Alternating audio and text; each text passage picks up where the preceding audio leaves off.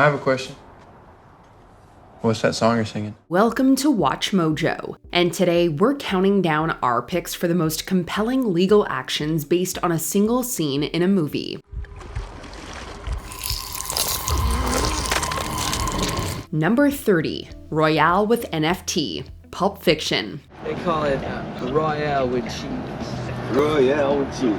It's common for someone to sue a studio over an iconic script years after the fact. But what about the studio doing the suing? In 2021, Quentin Tarantino auctioned off an NFT featuring an early draft of and commentary on the Royale with cheese dialogue in Pulp Fiction. The plan to sell 6 more NFTs was cancelled over market concerns. The film's distributor Miramax then issued a copyright suit, claiming that they own the material Tarantino made for them and that his auctions compromised the studio's own NFT plans. This is a tasty burger. Vincent, you ever had a Big Kahuna burger?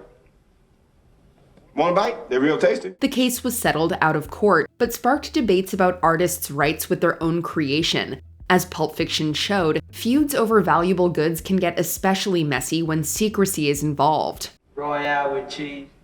Royale with cheese. You know why they call it that? Because of the metric system? Check out the big brain on bread. Number 29, Nice Pool, Deadpool and Wolverine. Ryan Reynolds himself created a Wade Wilson variant who seems to be a play on the wholesome stereotypes of the actor's native Canada. And yet it was the American actor-filmmaker, Justin Baldoni, who took the jabs personally. Amid a legal battle with Reynolds' wife, Blake Lively, he issued a $400 million defamation suit against the couple and other relevant parties. Can I have him? Over my dead body.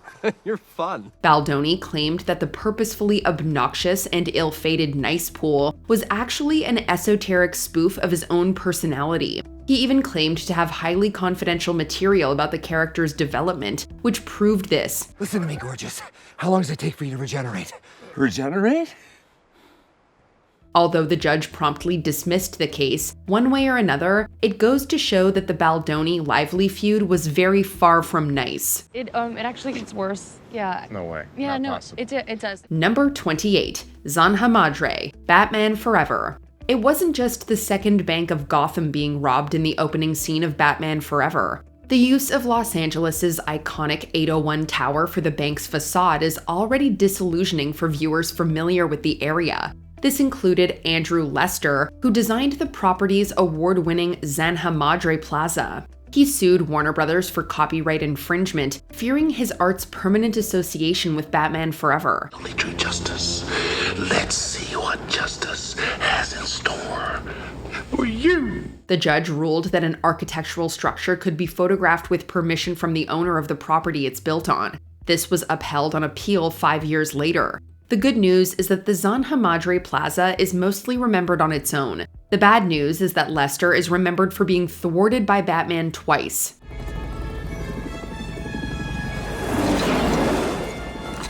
Number 27, Reckless Product Placement, Cliffhanger. The harrowing, heartbreaking hook and cliffhanger immediately broke it from the usual action flick. Audiences were so on the edge of their seats that they might have noticed that the faulty climbing harness was a black diamond design.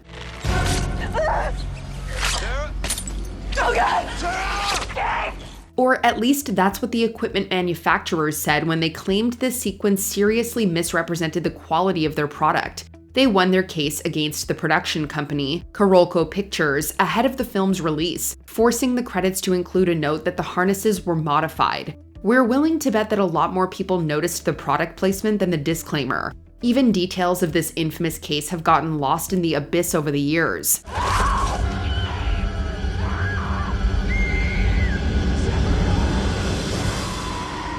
Number 26, Deborah, Baby Driver. The soundtrack driving Baby Driver is so dense that one could joke about the music supervisors forgetting a license.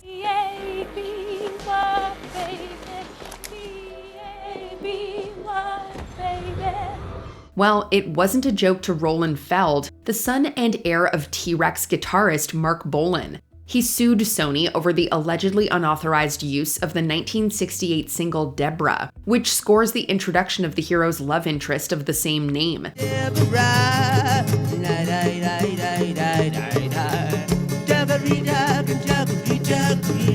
Feld claimed he didn't even know the song was in the movie until the company's music division sought its licensing for the soundtrack album.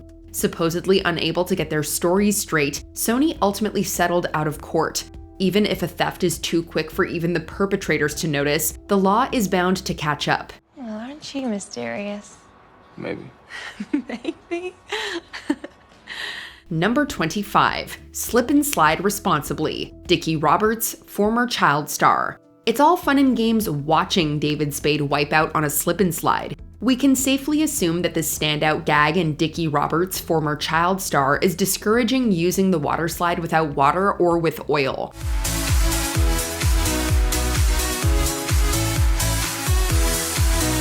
But the manufacturer Whammo didn't see it that way when they sued Paramount Pictures for both unauthorized representation of the product and promoting misuse of it. To be fair, the company is regularly blamed for young people's dangerous experiments with the slip and slide in real life. Nonetheless, the court ruled that Dickie Roberts practiced fair use with the product and did not encourage its misuse. Whammo would at least agree that irresponsible playing should be discouraged as much as possible. Number 24. Abomination. Underworld.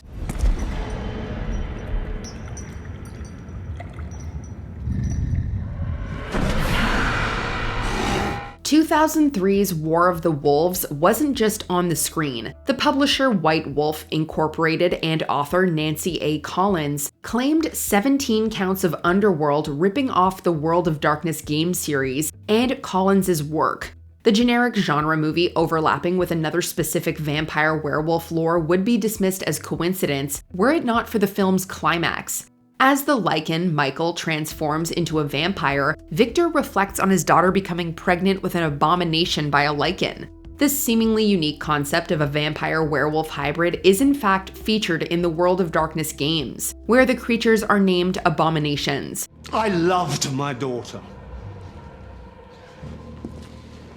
But the abomination growing in her womb was a betrayal of me and of the Coven. Such damning evidence prompted the makers of Underworld to settle the case, then proceed with their not-so-creative film franchise. Number 23. Ana de Armas. Yesterday. We all hate it when movie trailers misrepresent a story with certain scenes, particularly ones that don't make the final cut. In 2022, Peter Rosa and Connor Wolf went as far as suing Universal Pictures for false advertising after renting Yesterday. The trailer suggested that Ana de Armas might be prominently featured in the film after her character appeared on The Late Late Show with James Corden. No, we've never met before, but it's really nice to meet you. I'm a big fan. Nice meeting you, me too. Her subplot was in fact small enough to be cut entirely following test screening backlash. The judge ultimately dismissed Rosa and Wolf's backlash and ordered them to cover Universal's legal fees. So this is something. Though a settlement worked around that, buying the Blu-ray to watch a deleted scene with De Armas would have been much cheaper. Number 22. Dueling Banjos. Deliverance. Before things escalate for the City Boys and Cohulawasi River locals, guitarist Drew bonds with a young banjo player over a jam session. Alas, the civility of this iconic scene in Deliverance fell apart after Dueling Banjos became a hit. Eric Weisberg and Steve Mandel were credited with arranging the bluegrass standard Feud and Banjos.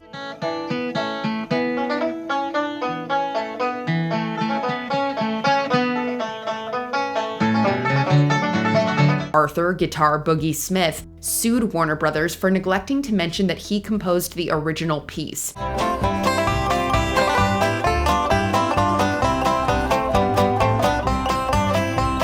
This landmark case in copyright law ended with a settlement that awarded the plaintiff credit on the soundtrack and royalty rights. Still, Smith was content with not being credited in the film itself, as he was personally offended by its depiction of the rural American South. Number 21. Horseplay. Heaven's Gate. Animal rights in Hollywood were literally built on horseback.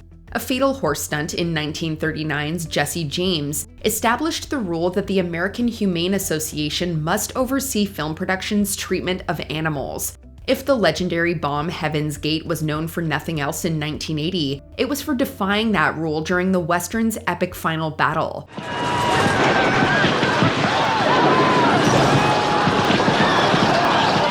A horse owner won a settlement after accusing the filmmakers and a wrangler of physically and psychologically traumatizing her priced Arabian.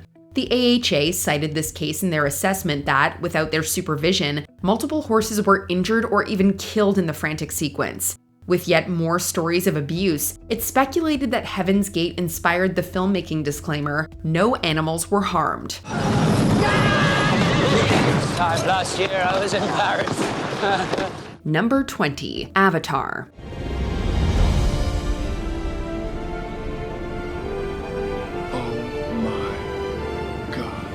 Say what you will about the movie itself, but seeing Avatar on the big screen was a borderline religious experience in 2009. Many people remember seeing Pandora for the first time. The floating islands and cascading waterfalls burned into memories the world over. Everyone loved it. Everyone but Roger Dean. Dean is a renowned artist who designs album covers, and his work is noted for featuring fantastic alien landscapes similar to Avatar. In fact, he sued James Cameron for plagiarism, claiming that the director had copied 14 of his original works, including Floating Jungle. He sought damages of $50 million, but a judge ultimately dismissed the case. You should see your faces. Number 19. Happy Death Day. Yo, I think your friends went the other way.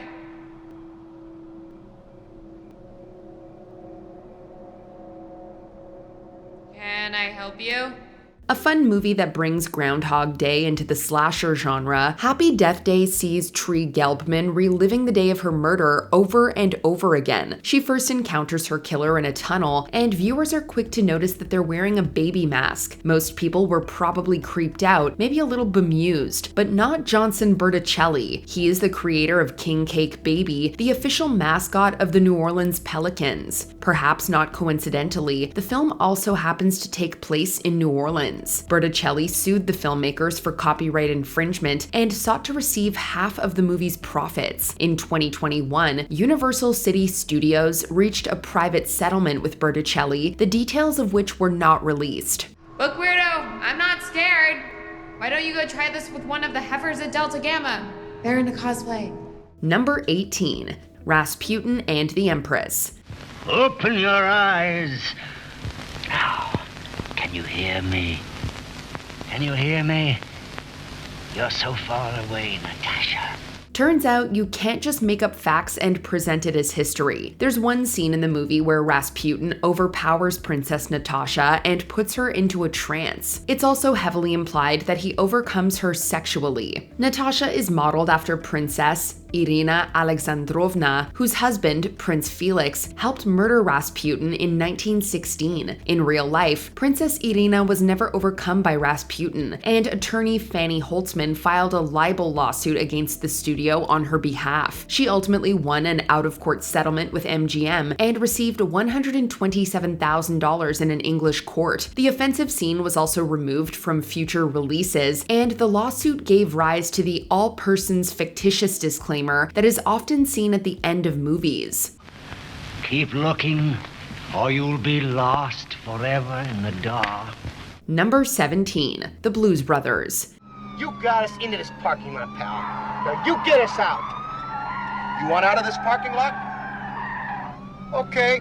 In one of the movie's most iconic sequences, Jake and Elwood engage the police in a car chase through the Dixie Square Mall. This was a very short-lived mall in Chicago, opening in 1966 and closing just 12 years later in 1978. The empty mall was then converted into a temporary school for the Harvey Dixmoor School District. It was still serving as such when John Landis rented the building for filming. The cars caused a considerable amount of damage inside the mall, damage that was never fixed or paid for. As such, the school district sued Universal Pictures for damages. However, they too left the mall soon after, and it lay abandoned until 2012 when it was finally demolished.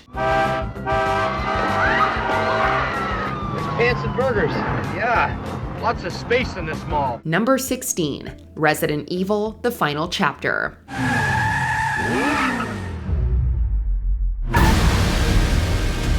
One of the most catastrophic onset injuries in movie history occurred while filming Resident Evil: The Final Chapter. Mila Jovovich's stunt double, Olivia Jackson, was driving a motorcycle at high speeds without a helmet when she collided with a camera crane. Jackson was in a coma for 2 weeks and suffered a litany of horrific injuries, including a crushed face, a twisted spine, and a paralyzed left arm that was eventually amputated. Jackson sued the producers, claiming that the stunt was negligently planned and that they lied to her about medical insurance that didn't actually exist. The court ruled in favor of Jackson, and she was awarded an undisclosed settlement. And the next thing I remember, I woke up 3 weeks later after being in a coma, and then saw my family. Sorry. Number 15, Rocky. Creed dancing around. Hey, I don't believe it! Hey, the champ is down. Yes, he is. It was March 24th, 1975, and the legendary Muhammad Ali was fighting underdog Chuck Wepner. Nobody expected Wepner to do well, but he nearly went the distance, finally being TKO'd in the 15th and final round. Even more incredible, Wepner actually managed to knock down Ali, one of only 4 times that Ali had been knocked down in his entire career. Sound familiar? Sylvester Stallone watched the fight on TV, and believing that it was, quote, an incredible triumph of the human spirit, wrote Rocky immediately after. Fast forward to 2003 when Wepner sued Stallone, claiming that he never received official credit or recognition for inspiring the famous movie. Unlike the boxing match, he won the lawsuit, receiving an undisclosed amount. Ain't gonna be no rematch. Ain't gonna be no rematch. Don't want one. Number 14, The Hangover Part 2. Where are we? Oh my God, Alan. Your head. No, your head. Can you copyright a tattoo? That was the main question behind this lawsuit. In one of the movie's most famous scenes, Stu wakes up and discovers that he now has Mike Tyson's iconic face tattoo. He then goes the entire rest of the movie with the tattoo on his face. This did not sit well with S. Victor Whitmill, who designed Tyson's tattoo. He filed a copyright lawsuit against Warner Brothers, and the studio in turn defended themselves, arguing that tattoos do not fall under copyright law. The judge hilariously called this defense, quote, silly, and affirmed that yes, tattoos do in fact fall under copyright, being considered original works of art. They were forced to settle with Whitmill for an undisclosed amount. That's good. Why don't you try to wash it off? It's not coming off. Number 13, Lay the Favorite. Sportsbooks. A sportsbook is where you go to make a bet on a sporting game. You can do that here in Vegas, or you can do it online overseas, but I gotta do it here. So I gotta send guys that run and take the money down there and make the bets for me. Maybe that's something you can do if you come down here to work. Have you ever heard of this movie? Probably not, considering it was ravaged by critics and made peanuts at the box office. In the background of an office is a watercolor map of Curacao, which was painted by artist and map maker Victor Baker. The map was used without Baker's permission, so he sued Amazon, Netflix, and Random House Films. He also claims that the map plays a key role in the plot, as the characters establish a legal gambling operation in Curacao to bypass American financial laws. Baker sued the streamers and the studio for $150,000. Not a huge sum by any means, but about 7 times what the movie made at the domestic box office. Here's what just happened in New York. They're moving their lines, so now we're trying to move our lines accordingly to adjust for a couple outs that haven't moved their lines yet. You understand? Number 12, Blazing Saddles. I. Your name. Schmucks. Pledge allegiance. To Headley Lamar. That's Headley.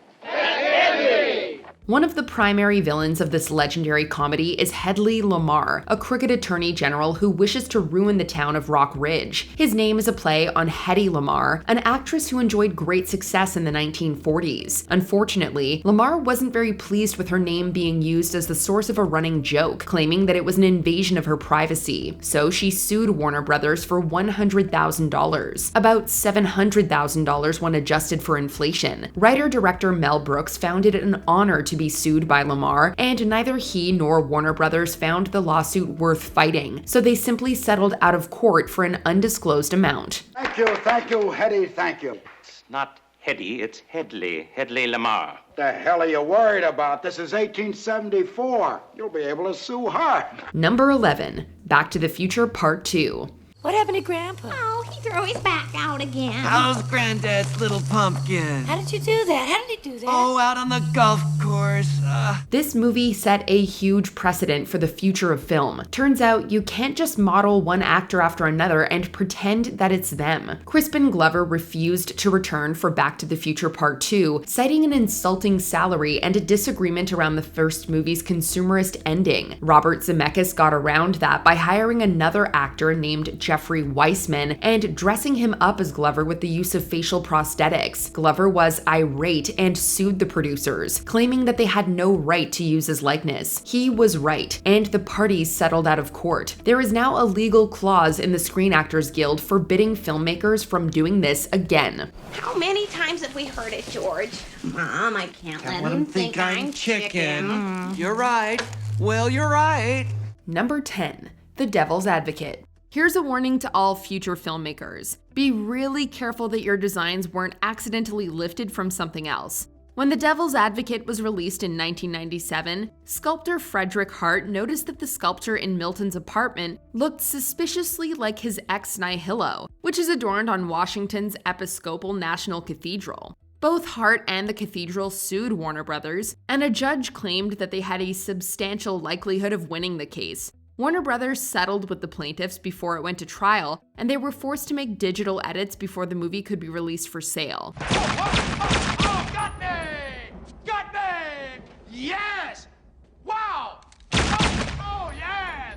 Yes! Copies that were already produced for rental were adorned with a sticker claiming that there was no relation between the movie sculpture and Hart's work. Number 9, Tears of the Sun. This Bruce Willis-led action thriller concerns a Navy SEAL team sent to rescue a United States citizen from the jungles of Nigeria. Action movies are tricky to film, owing to all the dangerous stunts and pyrotechnics, and sometimes things go wrong. In this case, things went wrong for the movie's star. You knew all the time and you didn't tell me. I didn't trust you. Willis was reportedly hit in the head by an unidentified projectile during one of the movie's action scenes, resulting in extreme mental, physical, and emotional pain. He sought financial damages and compensation, as he was, quote, required to employ physicians and other medical personnel to treat his unspecified injury. He claimed that the special effects team acted negligently and exposed the crew to ultra-hazardous activity. Number 8, American Hustle. This movie concerns a historic FBI sting operation, so it's not really surprising that it was pegged with a lawsuit. What is surprising was that it had nothing to do with the FBI, merely it concerns a microwave. Jennifer Lawrence's Rosalind claims that she read in a Paul Brodeur article that microwaves zap food of their nutrition. That's bullshit. It's not bullshit. I read it in an article. Look, by Paul Brodeur. Bring something into this house that's gonna take all the nutrition out of our food and then light our house on fire? Thank God for me. Brodeur is a real figure and has written extensively about microwave radiation, but he never claimed that they suck nutrition from food. Brodeur filing a $1 million libel, slander, and defamation suit against the movie's production companies, including Columbia Pictures, saying the film attributes his name to a scientifically unsupportable statement. He told the court as much in his lawsuit, claiming that the movie defamed and portrayed him as a fearmonger. However, a California appeals court stated that the movie was a, quote, farce, and that audiences were led to mistrust anything that the unhinged Rosalind claimed. Number 7, Die Hard 2. Product placement is all too common in blockbuster movies. As the budget for Die Hard 2 increased, Fox and Black & Decker reached an agreement. The power tool manufacturer would fork over $20,000 in exchange for John McClane using their latest tool, the Univolt cordless drill, on screen. This is a first. Yeah, well, Holly told me I should wake up and smell the 90s. The company was excited about the promotion and even created a tie-in marketing campaign around the tool. However, the scene was cut from the final edit without Black & Decker's permission, and the company was cheesed. They sought $150,000 in damages and won, with 20th Century Fox settling out of court. Jeez, McClane, you all right? You want a medic? McClane, what the hell you think you're doing out there, huh? Playing John Wayne? How'd you like to spend the rest of the night in his cell? But the best part about this story, Black & Decker never actually paid the agreed-upon $20,000. Number 6. Couples Retreat. This romantic comedy stars Jon Favreau and Kristen Davis as unhappy high school sweethearts Joey and Lucy Tanzini. In one scene, Joey enjoys himself to an old photo of model Irina Krupnik. Krupnik had previously sold the photo to a stock image company, but she never intended it to be used in the movie's context. As per her lawyer, quote, Krupnik did not contemplate, intend, or consent to the use of her photograph or likeness in a quasi-pornographic context. It's good for sunburns, right? No. It's good, yeah? It's good for sunburn? Okay, so I don't see anything. She proceeded to launch a defamation suit and demanded $10 million in compensation. But by signing the rights away to the photo, Krupnik lost the ability to dictate how it was used. A judge threw out the case, and Krupnik never saw a dime. Number 5. 12 Monkeys. In the very beginning of 12 Monkeys, Willis's James Cole is interrogated on an elevated chair while some weird futuristic sphere probes him for weakness. Like The Devil's Advocate, this room and setup bore striking similarities to another piece of work, this one being a close approximation of architect Libel Wood's neo-mechanical tower upper chamber. And just as The Devil's Advocate would have gone had Warner Brothers not settled, Woods won the case. He was awarded a high six-figure settlement from Universal Pictures in exchange for his work's use in the film, and the end credits claim that the interrogation room was inspired by the architectural work of Libel Woods. Number 4. Romeo and Juliet. Huh? Oh, wilt thou leave me so unsatisfied? What satisfaction canst thou have tonight? This classic adaptation of one of literature's greatest love stories turned out to be more tragic than expected. Director Franco Zeffirelli had initially promised the underage leads, Olivia Hussey and Leonard Whiting, that they would wear flesh-colored undergarments during their love scene. However, just before shooting, he convinced them to go nude with only body makeup, falsely assuring them their private parts would not be visible. Although Hussey initially defended the nude scene in 2018, her stance changed 5 years later. How shall this be prevented? What sayest thou? Hast thou not a word of joy? She and Whiting sued Paramount Pictures for $500 million, claiming the incident caused them emotional damage. The lawsuit was dismissed, partly due to the statute of limitations, but it's still troubling that they were exploited in such a manner. Number 3. Borat. Is this the most sued movie ever? Let's go through the list. The villagers of Glad, Romania sued, claiming that the movie made them look incestuous. She's my sister. A South Carolina resident claimed that Sacha Baron Cohen made crude comments about him. Give me a smile, baby. Why angry face? Well, what you're saying is very demeaning. Do you know the word demeaning? No. Driving instructor Michael Snixa sued over the use of his image in promotional material. The man who runs away from Borat in New York sued over public ridicule and humiliation. Perhaps the most notorious scene to cause a lawsuit, however, came when two of the frat brothers Borat met in South Carolina launched a defamation lawsuit. On top of this, singer Esma Rajapova sued over use of her song, even though the filmmakers had received permission. Funnily enough, this was the only lawsuit to kind of win, as she had not been notified by her production house. She was awarded just 26,000 euros of her 800,000 euro suit.